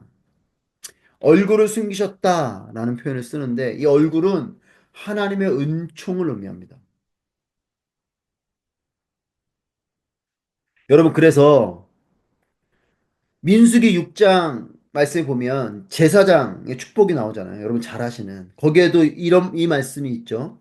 여호와는 내게 복을 주시고 너를 지키시기 원하시며 여호와는 그의 얼굴을 내게 비추사 은혜 베푸시기를 원하시며 여호와는 그 얼굴을 내게로 향하여 드사 평강 주시기를 원하노라 할지니라. 하나님의 얼굴, 여러분 하나님의 얼굴은 하나님의 은혜를 의미하고 하나님 되심을 의미하는 거예요. 얼굴을 향한다. 얼굴을 향하여 들어주셨다. 여러분 이것은 우리를 축복하는 것이지만 하나님의 얼굴을 돌리셨다. 여러분 인간 사이에서도 그렇지 않습니까? 얼굴 돌리는 관계는 이미 그 사람에 대한 마음이 떠난 거잖아요. 꼴도 보기 싫다는 거죠. 하나님의 얼굴이 우리에게 비춰지는 것. 그러려면 우리의 얼굴을 하나님께로 향해야 돼요. 예레미야서에 보면 너희가 하나님께 등을 향하고 있다 말하거든요. 하나님께로 얼굴을 향하여 드는 것. 하나님께서도 우리에게로 얼굴을 향하고 우리도 하나님께 얼굴을 향하는 것. 여러분 이것이 하나님의 축복이고 또 우리가 하나님께 얼굴을 향하는 게 하나님의 기쁨이 되는 것입니다. 자, 64장 마지막 부분을 보고 제가 쉴 텐데 이사야의 중보입니다. 죄사함과 구원의 은총을 강구하는데 자, 이스라엘의 이런 패역함과 충성하지 않은 이런 죄악에도 불구하고 그럼에도 하나님은 8절 9절 말씀을 통해서 그들을 다시금 용서해 주시고 구원해 주실 것을 어, 또 구하고 있습니다. 8절 9절 말씀에서 그래서 하나님의 아버지 되심과 주의 백성 삼아주신 이 하나님의 언약의 관계를 다시 한번 호소하면서 이 기도를 하는데 8절 9절 보시면 그러나 여호와여 주는 우리의 아버지이십니다. 우리는 주의 진흙이고 주는 토기장이십니다. 우리는 모두 주의 손이 만드신 작품입니다. 여호와여 너무 많이 노여워하지 마십시오. 우리 죄를 영원히 기억하지는 말아 주십시오. 우리를 눈여겨보아 주십시오. 우리는 모두 주의 백성입니다. 그러니까 7절에서 주께서 우리에게 얼굴을 숨기시고 우리의 죄 때문에 우리를 녹이셨다. 그렇지만 우리는 주는 우리 아버지시고 우리는 자녀이니 하나님은 우리의 토기장이시고 우리의 진흙이니 하나님 너무 노여워 마시고 우리를 용서해 주시고 우리를 인도해 주십시오. 이 간구를 합니다. 10절 12절 말씀에서 이스라엘이 하나님 백성으로 지음 받았을 때에 하나님의 거룩한 성전이었지만 지금은 황폐한 광야가 됐고 불에 탄 황무지와 같은 곳이 되었다는 것을 그렇게 보여주며 말하고 있어요. 그러면서 이런 우리의 모습이니 하나님의 은총을 베풀어 주십시오라고 10절부터 12절 말씀에 고백하는데 보시면 주의 거룩한 성읍들이 광야가 됐습니다. 시온이 광야가 됐고 예루살렘이 폐허가 됐습니다. 우리의 조상이 주를 찬양하던 그곳 거룩하고 영광스럽던 우리의 성전이 불에 타버렸고 우리가 소중히 여기던 모든 것이 황무지가 됐습니다. 여호와의 모든 일에도 주께서 물러서 계시겠습니까? 우리가 엄청난 고통을 당하는데도 그저 잠잠히 계시겠습니까? 이렇게 질문하듯이 호소하며 하나님께 기도하고 있는 거죠. 그러니까 이스라엘이 하나님 백성으로 앞에 우리는 주의 백성입니다. 구절에서 고백하잖아요. 이렇게 하나님 백성으로 그렇게 지음받은 하나님께로 그 부름 받았을 때는 그들은 하나님의 거룩한 성전이었지만 그런 주의 거룩한 성읍이었던 우리가 지금은 광야가 됐고 또 폐허가 됐고 불에 타버렸고 황무지가 됐다라고 고백하면서 12절에서 하나님 이런 우리를 그냥 두시겠습니까? 이런 간절한 기도를 하고 있죠. 그래서 이사에서 63장 15절 말씀에서도 보면 우리가 한번 봤던 말씀이죠. 하늘에서 내려다보시고 높은 곳에 굽어 보십시오. 이 말씀인데 주여 하늘에서 굽어 살피시며 주의 거룩하고 영화로운 처소에서 보시옵소서. 이런 하나님의 은총을 구하는 기도를 63장 15절에서 했는데 그 은총을 구하는 기도가 계속 또 64장에서도 이어지고 있습니다. 여러분 그리고 우리에게도 이런 기도가 이어져야 돼요. 여러분 우리가 폐허와 같은 상황일지라도 정말 하나님 앞에 완악한 삶일지라도 하나님께 돌이키시고 회개하시고 하나님의 은혜를 구하십시오. 하나님은 사랑이 많으신 분이셔서 우리를 용서하시고 건져주실 것입니다. 네, 65장 1절부터 또 25절 말씀 함께 보겠습니다. 이스라엘의 이제 회복과 구원을 이사야가 간절히 기도하면서 이런 이사의 중보 기도에 대해서 이제 하나님께서 응답해 주시는 내용이 또 65장 말씀입니다.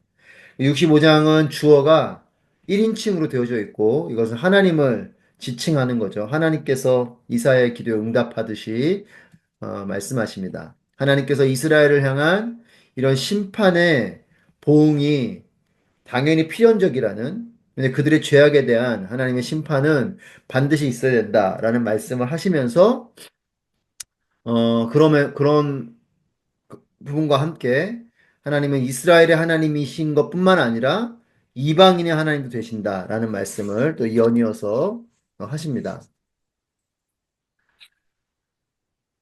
어, 그리고 이제 8절부터 12절 말씀을 통해서 심판 가운데 있지만 그런 사람 가운데에도 신실한 자들 그들을 하나님께서 또 남겨두시겠고 또 그들은 남은 자들로서 하나님께 그들을 구원하실 것을 또 약속으로 선포하시고 이 남겨진 자들이 누리게 될 축복과 그러면서 여전히 돌아오지 않고 있는 완악한 자들이 받게 될 그런 심판에 대해서 13절부터 16절까지 말씀을 하시고요. 그리고 17절부터 25절까지 이제 하나님께서 궁극적으로 이루시게 될 이 새하늘과 새 땅에 대한 마지막 때의 그 종말론적인 예언이 기록이 되어져 있습니다. 이것이 65장 전체의 내용이고요.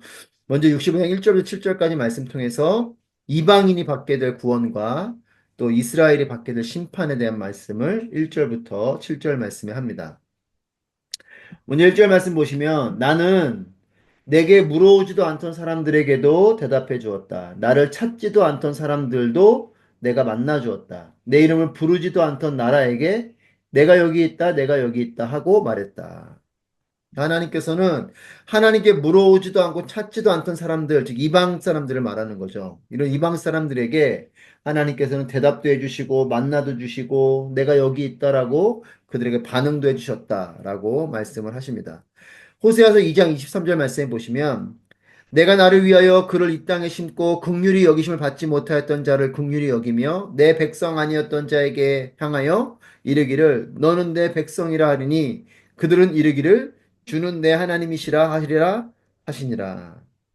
그러니까 호세아서에도 이방인들을 향한 하나님의 구원과 부르심을 말씀하고 있고 지금 이사야서 65장에서도 오히려 선택받은 이스라엘은 심판의 메시지를 하시면서 이방인들은 그들에게 내가 그 대답해 줄 것이고 만나 줄 것이고 내가 여기 있다라고 그들에게 반응할 것이다라고 말씀하세요. 어, 그래서 죄악된 이스라엘의 이런 심판의 당위성을 2절부터 2절엔 또 이스라엘에 대한 이야기가 나오는데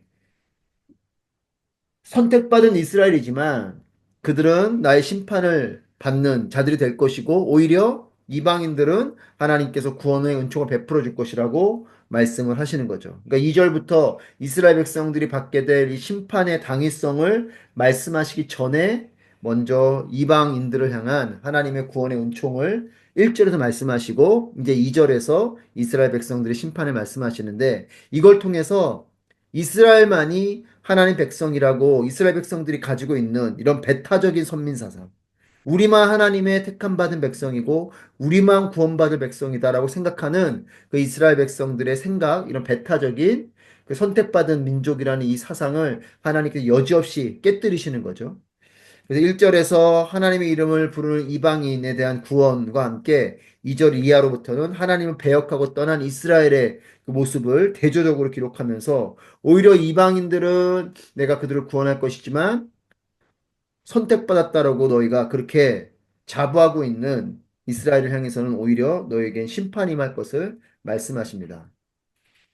자, 2절부터 7절까지 하나님을 배반하고 떠난 이 이스라엘을 향해서 하나님께서는 계속해서 그들을 부르세요. 쉬지 않고 그들을 부르시고 권면을 하시지만 끝끝내 이스라엘 백성들은 하나님을 거역하고 하나님께 충성하지 아니하므로 징계의 심판을 받을 수밖에 없는 이런 말씀을 2절부터 7절 말씀에서 하고 있습니다. 2절 말씀 보시면 제멋대로 좋지 않은 길로 걸어가는 반역한 백성에게 나는 온종일 손을 벌리고 있었다.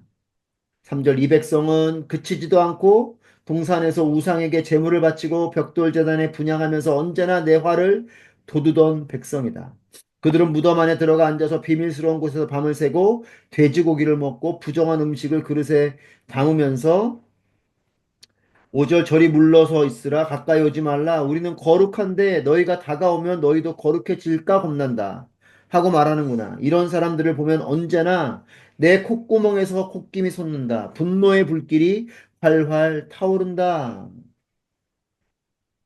그러니까 이스라엘 백성들이 2절부터 제멋대로 좋지 않은 길로 걸어가는 반역한 백성 이스라엘을 말하는 거죠. 그들을 향해 하나님께서 뭐라 말씀하시냐?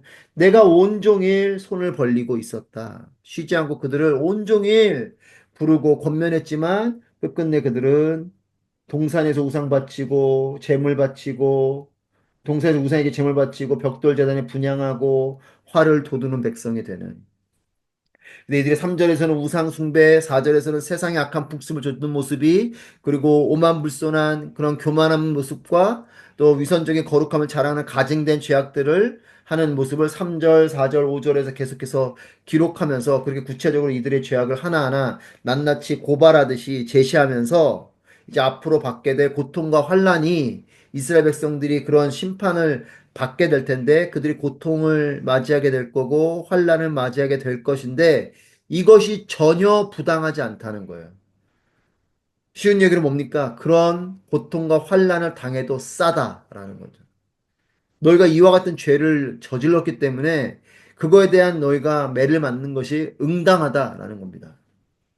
그러면서 하나님 어떤 표현을 쓰시냐면 5절 말씀에서 내 콧구멍에 콧김이 솟는다. 분노의 불길이 활활 타오른다. 이렇게 표현하시는데 개역개정에서는 내 코에 연기요 종일 타는 불이다. 이렇게 표현하세요. 내 코에 연기요 종일 타는 불이다. 라는 표현을 쓰시는데 하나님의 분노를 표현하는 거죠. 시편 18편 8절 말씀에서도 보면 그의 코에서 연기가 오르고 입에서 불이 나와 사름이여 그 불에 숯이 피었도다. 그러니까 하나님의 코에서 불이 난다는 건 뭡니까? 정말 그 장면을 떠오르듯이 하나님의 분노가 그렇게 치밀어 오르는 것을 말하는 거죠.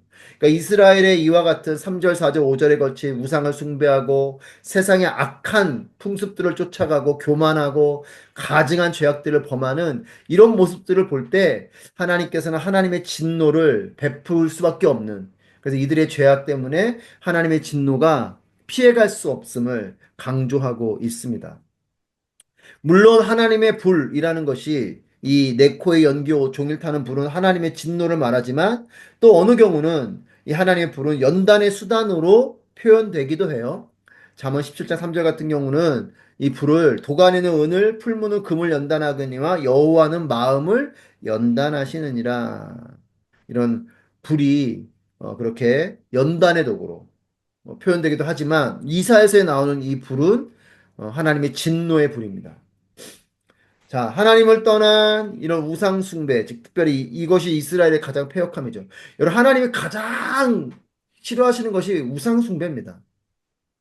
다른 것이 아니고 하나님이 가장 마음이 어려우신 것은 하나님을 버리는 거예요. 그래서 하나님 끊임없이 이것을 신랑과 신부의 비유로 이야기하고 있고, 그 부분으로 계속 관계적인 부분을 말씀하시죠. 이스라엘 백성들은 하나님을 향해서 이런 우상 숭배를 통해 하나님께 가장 극악한 죄악을 범하게 되는 이 이야기를 하면서 이사야가 이 우상 숭배하는 일이 지금 이사야가 선포하고 있는 이 당시만의 문제가 아니고 이것은 이미 이스라엘 백성들이 오래전부터 여러 세대를 거쳐서 내려오게 된 죄악이라는 겁니다. 지금까지도 이 죄악은 이어지고 있죠. 지금까지도 우리는 하나님보다 다른 것을 섬기는 우상이 우리 안에 여전히 있는, 여러분, 이것이 인간의 죄악이에요. 에덴 동산에서부터 우리에게 심겨진 이 죄의 뿌리죠. 하나님 말씀을 거역하고 내가 하나님처럼 되고자 하는, 즉 그건 뭡니까? 하나님을 거역하는 마음이 있는 겁니다. 우상은 다른 게 아니에요. 하나님을 거역하는 마음이 우상 숭배의 시작이에요. 하나님 외에 나를 지켜줄 다른 것이 있다. 심지어는 그것이 내가 되면 좋겠다. 이것이 우리 인간 마음 가운데 있는 죄악이죠. 이것이 우상을 숭배하는 일입니다. 내가 우상이 되든지 아니면 눈에 보이는 세상 사람들이 말하는 풍요로움을 쫓아가도록 하는 그 모든 길들, 방법들. 여러분 이스라엘 백성들이 왜 그렇게 바알에게 엎드려서 했겠습니까? 가나안 땅에 들어갔더니 가나안은 이제 농사를 지어야 되는 땅이잖아요. 그러니 그들이 그 가나안 땅에 이미 살고 있었던 자들이 그 풍요의 신으로 섬기고 있었던 이 바알에게 절하는 이 풍습을 이스라엘 백성들도 하기 시작하는 거죠. 왜냐? 저들을 보니까 저렇게 하면 풍요로워진다고 하니, 여러분 이것이 지금 시대도 마찬가지잖아요. 저렇게 하면 돈을 번다고 하니, 저렇게 하면 성공한다고 하니, 라는 세상의 풍조, 세상이 말하는 풍요로움을 쫓아가는 방법, 세상이 말하는 풍요로움을 쫓아가는 가치, 여러분 이것이 우상이 되는 거거든요. 하나님을 뒷전에 두고 그걸 쫓아가는 거예요. 자녀들은 여러분 그 입시가 우상이 될 수 있고, 제가 몇 번 말씀드렸지만 아이들 마음속에 그런 고백을 해요. 그냥 좋은 대학 가면 되는 거 아니냐. 그러면 나도 행복하고 엄마도 행복하고. 여러분 좋은 대학이 나쁜 것이 아니고 좋은 대학을 가는 그 마음, 좋은 대학이 우상이 됐어요.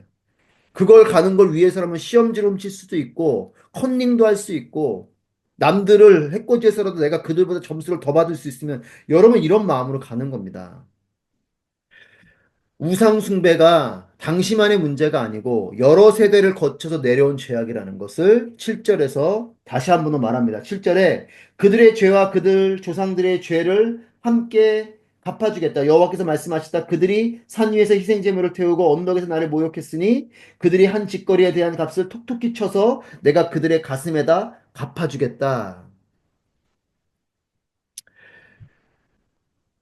그래서 이와 같은 죄악이 이제는 다스려져야 되고 끊어져야 될 때가 되었음을 이사야가 선포하면서 하나님께서 이 오랜 세월 우상 숭배하는 이스라엘 백성들 향해서 오래 참아주셨고 또 그들을 용서해 주시고 하셨지만 하나님의 오래 참으심과 하나님의 이 관용은 계속되는 건 아니라는 겁니다. 끝이 있는 것을 알려주는 거예요. 여러분, 하나님의 기다리심은 분명히 있지만 하나님의 기다리심은 끝이 있어요. 하나님의 은혜는 은혜의 때가 있습니다. 그 은혜의 때에 돌아오는 것이 은혜로운 거죠. 은혜의 때를 지나가면 방주의 문이 닫혀버리면 그땐 늦어요. 이제는 홍수 심판을 받는 거고 하나님 심판이 임하게 되면 그땐 늦어요. 그때는 이제 심판을 받아야 되는 거예요. 그 전에 그 전에 방주 안으로 들어와야 되고 그 전에 하나님께로 와야 되는 거죠. 자, 남은 자들에 대한 축복과 여전히 그럼에도 완악한 자들에 대한 심판을 8절부터 16절 말씀에서 합니다. 타락하고 부패한 이스라엘 백성이지만 하나님은 이런 가운데에도 하나님을 예배하고 거룩함을 쫓아 살아가는 남은 자들, 렘넌트들이라고 말하죠. 남겨진 자들. 이 남은 자들은 반드시 그들은 구원받게 될 것을 선포하십니다. 하나님은 남은 자들, 그들을 내 종이라고 부르시면서 8절에서 15절에 이 내 종이라는 말이 8절에서 15절까지 7번 나와요. 그 내 종에 대한 부름을 7번씩이나 그 남은 자들은 내 종이다. 내 종이다. 내 종이다. 부르시면서 그들에게는 하나님 나라의 기업을 주시겠다고 8절부터 10절까지 말씀해서 선포하십니다. 특별히 이방 우상을 숭배하는 악인들에 대해서는 심판의 고난과 멸망이 임할 것이고 그 심판의 고난과 멸망 안에 그들이 거주하게 될 것이다. 그 안에 머물게 될 것이다 라는 것을 11, 12절에서 예언합니다. 특별히 우리말 성경이 아닌 개역개정에 보면 이 11, 12절 말씀에서 11절 말씀에 오직 나 여호와를 버리며 나의 성산을 잊고 가색의 상을 베풀며 문희에게 석근수를 가득히 붓는 너희여 이렇게 표현하고 있어요. 갓은 행운의 신이고 문희는 운명의 신이죠.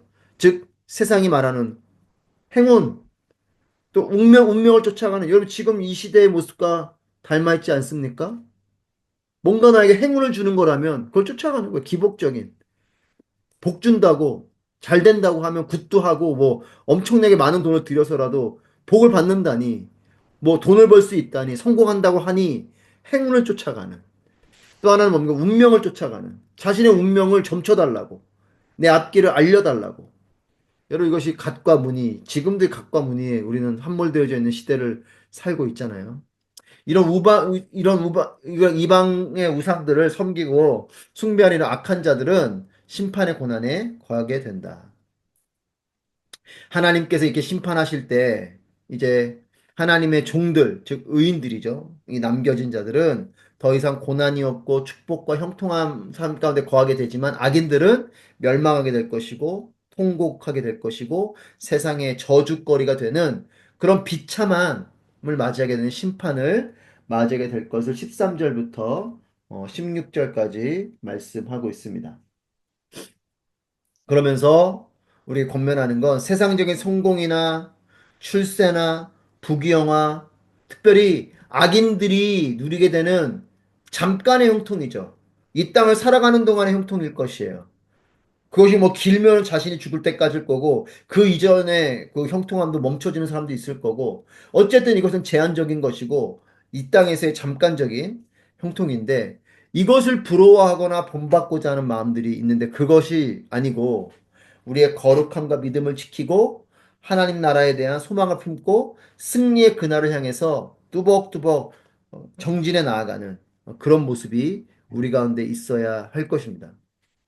그래서 이 남겨진 신앙에 대한 부분은 이사야서 10장 21절 22절 말씀에서도 기록하고 있고 로마서 9장 27절 말씀에서도 기록하고 있고 로마서 11장 15절 말씀에서도 15장 11장 5절에서도 말씀하고 있는데 다들 남은 자가 있다. 남은 자만 구원을 받으리라. 남은 자만 돌아오리니 이런 말씀들이에요. 남은 자, 남겨진 자. 하나님을 끝까지 남겨줬다는 건 뭡니까? 끝까지 그 마음을 지켰다는 거죠. 그러니까 남은 거예요. 안 그러고 마음을 잃어버리면 남겨지지 않죠. 그대로 휩쓸려 가버린 거예요. 하지만 끝까지 마음을 지키는 자, 끝까지 하나님의 나라 안에서 머물러 있는 자들, 여러분 예를 들면 뭐가 이렇게 물에 저으면 그 물속에 녹아져 버리는 것들은 없어져 버리지만 여전히 녹지 않고 있는 자들은 남게 되잖아요. 세상의 풍조에 녹아지지 아니하고 계속 자신의 색깔과 자신의 정체성을 지키고 있는 자들, 그런 사람들이 남게 되는 거죠. 여러분, 믿음을 가지는 것보다 더 중요한 건 믿음을 지키는 거고, 믿음을 지키는 것의 결과는 그 믿음으로 남게 되는 거예요. 거룩함과 믿음을 지키고 하나님 나라 소망 품고 승리하는 그날까지 끝까지 이 믿음을 지키고 남겨진 자로 정진해 나아가는 것. 이렇게 썼을 때 이제 이사야를 통해서 뭘 말씀하시냐면 17절부터 15절까지 새 하늘과 새 땅을 말합니다. 자, 남은 자들, 하나님의 종들이 누리게 될 이 하나님 나라의 모습이 이제 새 하늘과 새 땅이 창조되는, 그로 인해서 이것이 분명하게 계시가 될 것을 말씀하십니다. 우리가 암송한 말씀이죠. 우리 17절 말씀, 이제 우리말 성경이긴 한데 보면, 보라 내가 새 하늘과 새 땅을 창조할 것이니 이전 일은 기억나지 않을 것이고 마음에 떠오르지도 않을 것이다. 새 하늘과 새 땅을 어떻게 한다고요? 창조한다라고 말하고 있어요. 그러니까 새 하늘과 새 땅이 창조될 것인데 이제 마지막 때에 임하게 될 이 새 하늘과 새 땅, 이 종말 때에 완성되어질 이 하나님의 나라는 완전한 새로운 창조인 것이에요. 이전 것은 지나갔으니 보라 새 것이 되었도다. 이 새 것은요, 동일하게 완전한 새로운 창조입니다. 내가 기존에 쓰던 볼펜을 깨끗하게 닦아서 정말 새 것과 같이 바뀌어지는, 이렇게 옛 것이 개선이 되거나 개조가 되는 그런 새 것이 아니고 완전한 새로운 펜이 만들어지는 것. 이게 고린도서 5장 17절에 있는 새 것입니다. 이전 것은 지나갔으니 보라 새 것의 이 새 것은 바로 이렇게 개선되거나 개조된 것이 아니고 완전한 새로운 것을 만들어주는 것. 그래서 이 새하늘과 새 땅도 기존에 있었던 하늘이 새로워지는 것, 기존에 있었던 땅이 새로워지는 것이 아니라 완전한 새로운 하늘과 완전한 새로운 땅이 창조되어지는 것이에요. 그래서 이 새로운 창조는 옛 것이 없습니다. 완전히 새로운 창조고 오직 새로운 것만 있는 것을 예언하는 것이죠. 그래서 4장 18, 19절 말씀에 너희는 이전 일을 기억하지 말며 옛날 일을 생각하지 말라. 보라 내가 새 일을 행하리니 이제 나타낼 것이라. 너희가 그것을 알지 못하겠느냐. 반드시 내가 광야의 길을 사막의 강을 내리니. 하나님께서 완전히 새로운 일을 행하시는 겁니다. 여러분, 홍해가 갈라지는 그 길은 새로운 길이에요. 그 길은 그 전에 있었던 길이 아니에요. 그 길은 원래는 그냥 바닷속에 있는 땅바닥이었던 거죠. 원래 있던 길이 난 것이 아니고 그 길은 없었던 길인데 하나님의 새 길이 열린 창조가 된 거죠. 그것처럼 우리의 삶에도 마찬가지입니다. 하나님의 새 일, 그것은 새로운 창조가 일어나는 거예요. 기존에 게 조금 나아지는 정도가 아니라 완전히 새로운 게 나타나는 거예요. 그 새하늘과 새 땅은 그런 남겨진 자들에게 주어지는, 여러분, 부활이 그런 것이고 우리가 영원히 사는 게 그런 것이에요. 내가 그냥 부활의 몸은 지금 우리 육신 그대로 살아나는 게 아니고 살아나지만 부활의 몸, 부활의 바디, 새로운 버디를 입게 되는 거예요. 그러니까 지금 내가 이 모습이 아닙니다. 이 모습과 다른 모습이죠. 하지만 몸이 있는 거, 이게 부활의 몸이잖아요. 새로운 것은 그것이에요. 여러분, 우리가 알 수 없는 놀라운 것이에요. 새 창조는 옛 것이 없고 오직 새로운 것만 있는 것, 이것을 우리에게 약속해주고 계시고, 자, 창세기 1장에 하나님의 창조를 설명하는 단어가 나오는데 이것을 여러분, 이게 바라라는 뜻이에요. 바라. 이렇게 보면서 조금 이렇게 또 히브리어도 배우시면 좋겠지만 이제 오른쪽으로 왼쪽으로 읽는 건데 이렇게 기역자처럼 생긴 게 알 발음이에요, 알 발음. 그리고 이렇게 지금 왼쪽이 그처럼 쓰여져 있는 게 이제 B 발음, 부인데, 이렇게 X처럼 된 게 A입니다, A. 아 발음인데. 그래서 그 바라 이렇게 읽는데 이게 창조란 뜻이거든요. 이 바라란 뜻은, 단어는 하나님이 완전히 없는 무에서 유를 창조하시는, 기존에 뭐를 새롭게 만드는 것이 이렇게 조금 리모델링 하는 게 아니라 완전히 없었던 걸 새로 만드는 것. 창조가 그랬잖아요. 흑암 가운데 아무것도 없는 모든 것이 혼돈 가운데 있는 그때에 하나님이 만드신 게 창조잖아요. 그 창조를 말하는 거고, 이것을 17절, 18절에서 이 바라란 단어를 쓰고 있고, 이것이 세 번이나 반복해서 쓰여지고 있는. 그래서 새하늘과 새 땅은 창조된다라는 것. 새 창조를 예언하면서 이것이 이제 신약에 들어오면 사도 요한을 통해서 계시록 21장 1절 말씀에서 그렇게 선포하고 기록하고 있습니다. 이렇게 기록하고 있죠. 같이 한번 읽어볼까요? 시작. 또 내가 새 하늘과 새 땅을 보니 처음 하늘과 처음 땅이 없어졌고 바다도 다시 있지 않더라. 아멘. 이제 우리가 여기 이후에 계시록 21장으로 가게 되면 또 우리 설교 때 같이 이 말씀 나누겠지만 새 하늘과 새 땅을 봤다. 사도 요한이 이제 계시록을 통해서 이 계시를 보는 거죠. 이 마지막 때에 이 이사야서에서 말씀한 새하늘과 새 땅의 창조를 이제 그 마지막 때에 요한이 보게 되죠. 새하늘과 새 땅을 보는데 처음 하늘과 처음 땅이 아닌 그건 없어졌고 바다도 없어졌고 완전히 새로운 하늘과 새로운 땅이 창조된 것을 보게 되죠. 자, 하나님 나라는 새하늘과 새 땅에서 주어지는 축복입니다. 하나님 나라, 새하늘과 새 땅에서 주어지는 이 축복은 첫 번째는 영원한 기쁨과 즐거움이 있다는 것이에요. 이 하나님의 나라, 즉 이제 도래하게 될 새로운 하늘과 새로운 땅에서 우리에게 주어지는 축복은 첫 번째 영원한 기쁨이고 영원한 즐거움이 있다라고 18절 말씀에서 말하고 있죠. 그리고 두 번째 울음과 애통이 사라지는 19절 말씀에서 울음소리와 전류가 그 안에서 더 이상 들리지 않을 것이다. 그리고 세 번째로는 질병과 노화가 없이 100세 이상 살게 되는 20절 말씀 보시면 며칠 살지도 못하고 죽는 아기가 더 이상 없고 제 명을 다 하지 못하고 죽는 노인도 없고 100세 죽으면 아주 젊을 때 죽었구나 하고 100세대 채우지 못하고 죽으면 저주를 받았다라고 말할 것이다. 그런 그래서 이 20절에 나오는 100이라는 숫자는 완전수고 이거 종말론적인 개념으로 볼 때 100은 영원한 생명을 의미하는 숫자예요. 그래서 영원한 생명을 누리게 될, 완전한 생명을 누리게 될, 그리고 영원한 생명을 누리게 될 그 생명력을 말씀하고 그 축복을 그리고 스스로의 풍족함과 또 자손의 길이 복을 받게 되는 그래서 21절 말씀에 사람들마다 자기가 지은 집에서 살고 자기가 심은 포도원에서 열매를 따먹을 것이다. 22절에 자기가 지은 집에 다른 사람이 살거나 자기가 심은 것을 다른 사람이 먹는 일은 없을 것이다. 내 백성은 나무처럼 오래 살겠고 그들이 손수 만든 것을 다를 때까지 어, 쓸 것이다. 그러니까 이건 뭘 말하냐면 여러분 이 당시의 상황을 보셔야 돼요. 이 당시 상황에서는 이 상하 관계가 있었기 때문에 소유하지 못하는 자는 늘 소유하지 못하고 늘 종처럼 살았던 자들이 있었고 또 내가 뭔가 소유하고 있어도 늘 침공을 통해서 빼앗겼고 여러분 우리는 지금 어떻게 보면 이게 안보가 잘 돼서 침략을 안 당하지만 침략을 당하는 시대를 보면 내가 열심히 밭을 읽어놔도 뭐 다른 나라가 침략해서 다 차지하고 집도 뺏어가고 땅도 차지하고 뭐 자기 아내도 뺏어가고 딸들도 뺏어가고 다 뺏어가잖아요. 근데 그렇지 않을 거라는 거죠. 너가 지은 그 집에 너가 계속 살 거고, 너가 그렇게 심은 포도 열매를 이제 너만이 먹게 될 거고, 우리가 이 시대에서 볼 때는 뭐 너무나 당연한 일 같지만, 이 당시 시대의 사람들의 모습에서는 특히 포로기로 끌려간 이 사람들의 모습 속에서는 이건 너무나 놀라운 축복인 거죠. 심지어는 이것이 자기 때만이 아니고 계속 이어질 거다라는 말씀을 하면서 이런 하나님 나라 새하늘과 새 땅에서 이런 축복이 임할 것을 말씀하고 다섯 번째 하나님과 완전하고 친밀한 관계를 누리게 될 것이다라고 24절에서 말합니다. 그들이 부르기 전에 내가 대답하고 그들이 아직 말하고 있을 때 내가 들어주겠다.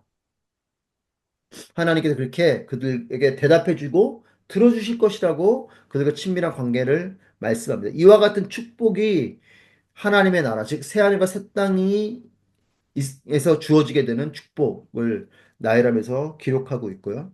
마지막에 이제 25절 말씀에서 하나님의 새로운 창조에 대해서 한 절로 요약을 하면서 원래에 있었던 창조 질서를 다시 한번 더 회복하는. 우리는 이 창조의 질서가 우리의 죄로 인해서 깨졌잖아요. 에덴 동산에서 있었던 이 아름다운 모습이 죄로 인해서 아담과 하와가 에덴으로 벗어나게 되고 그러면서 이제 이 원창조에 대한 이 질서는 이미 우리 지금 살아가고 있는 우리에게는 이거 다 깨져 있는 상태인데 우리도 인간도 저주를 받았고 땅도 저주를 받았고 그런 저주받은 이런 상태로 지금 가고 있는 이 모습.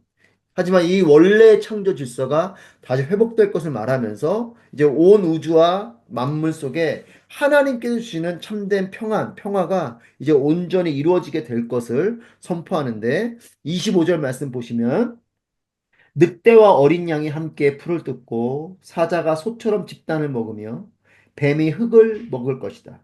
그들이 내 거룩한 산 어디나 서로 해치거나 죽이는 일이 없을 것이다. 여호와께서 말씀하셨다. 여러분 그렇죠. 원래 창조는 이런 모습이죠. 서로를 해치거나 죽이는 일이 없는. 그래서 여러분 에덴 동산에는 육식이 없었죠. 에덴 동산에 서로를 죽이지 않아요. 잡아먹지 않습니다. 여러분 아시는 육식은 노아 홍수 이후에 하나님이 허락해 주셨죠. 왜냐면 그때는 모든 식물들이 다 사라졌기 때문에 일단 그들이 뭘 먹어야 되니 하나님께서 육식을 허용해 주시다 하지만 핏째 먹지 말라 하셨고 반드시 익혀 먹으라고 말씀을 하셨죠. 에덴 동산에서는 이런 게 없었습니다. 그냥 여기 25절 말씀처럼 서로가 너무나 평화롭게 그 누구도 해치지 아니하고 잡아먹는 일도 없고 잡아먹히는 일도 없고 물어뜯는 일도 없고 물어뜯기는 일도 없고 너무나 서로가 이렇게 늑대와 어린 양이 함께 풀을 뜯고 사자가 소처럼 집단을 먹고 이런 서로 해치거나 죽이는 일이 없는 이런 모습으로 회복이 되는. 그래서 이런 모습이기 때문에 온 우주의 만물들이 다 완전한 평화 가운데 거하는 겁니다.